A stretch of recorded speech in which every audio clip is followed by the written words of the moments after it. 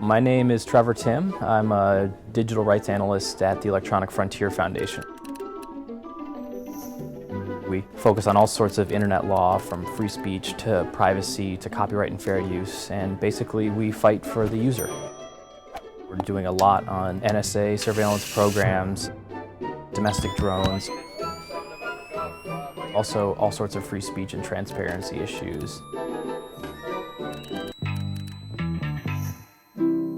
The NSA revelations didn't really surprise us. We've actually been suing over this for about 6 years now. These are a lot of the same revelations that came out in 2005 and 2006 under Bush's warrantless wiretapping program. The only difference here is the FISA court, the secret court that issues surveillance orders, is now basically sanctioning what the Obama administration is doing. Before, George Bush was just bypassing the court altogether. The FISA Amendments Act lets the government issue these broad surveillance orders to these companies, which they're forced to comply with. Yahoo, back in 2008, tried to secretly fight these in court. They unfortunately lost, so started complying. Twitter tells their users if they receive the surveillance order. They were even reported to be the only holdout of the major companies in the secret PRISM surveillance program. Edward Snowden is a hero. Total hero. Model for the future of activism, right? Whistleblowing is a form of civil disobedience. I'm Cory Doctorow. I write science fiction novels, and I'm one of the editors and owners of Boing Boing, and I'm a journalist, and I'm an activist and a fellow of the Electronic Frontier Foundation. We've had telescopes for a long time, but it's not inevitable that we'd all become peeping Toms. We had a social contract about telescopes, right? People who look through telescopes through their neighbors' windows are creeps, right? If you find out that your friend watches the neighbors through a telescope, you shun your friend, right? The reason we have a surveillance state is not because surveillance is inevitable when you have computers, it's because spooks have no adult supervision, right? They have subscribed to the greater haystack theory of terrorism prevention, which is to say that if you've got a small haystack with some needles in it of terrorism that you can't find, the thing to do to make those needles easier to find is to make the haystack bigger, on the grounds that more needles will somehow magically appear. You know, gathering information without any particularized suspicion in enormous mountains will somehow make terrorism more visible to you. And it's a nonsense, right? It's nonsense on stilts. The NSA is trying to vacuum up as much of the internet as possible, and right now they're building a facility in Utah, which is going to be basically the biggest data storage facility ever built. This database probably has everybody's phone record from 2006 onward. You know, it's a question of how effective this even is. You know, if they're looking for a needle in a haystack, why add tons of more hay? It's pretty much impossible that all of the cell phone data of everybody in the United States is relevant to any investigation. It's pretty much impossible. Bruce Schneier, I basically work in the intersection of security, technology, and people. What they're looking for, we don't know. Is it able to find terrorist plots? Almost certainly it's not. People who study big data, I mean, there's too much data. False positives kill you. There is no security, there's only security in a context. So am I anonymous in relationship to the people walking their dog over there? Yes.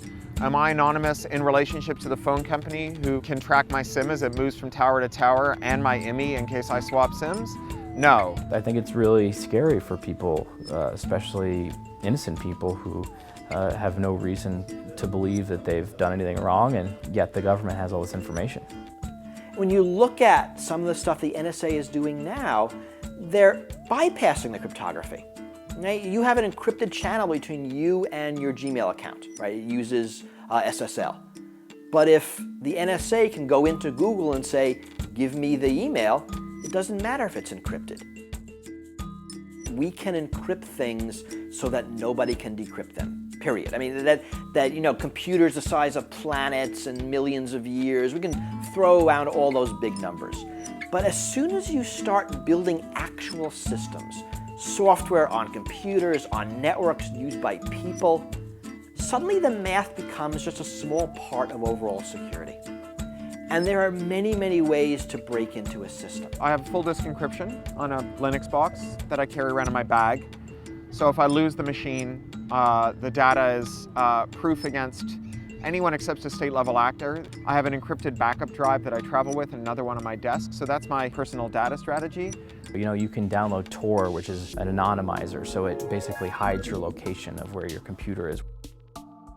OTR chat capabilities, stands for off the record. It encrypts your chats so that the services can't actually see what you're saying. You can also download email encryption tools like PGP encryption, which stands for pretty good privacy. These tools are still fairly hard to use, but if you can master them and get your friends to master them, it does provide a way to talk securely online.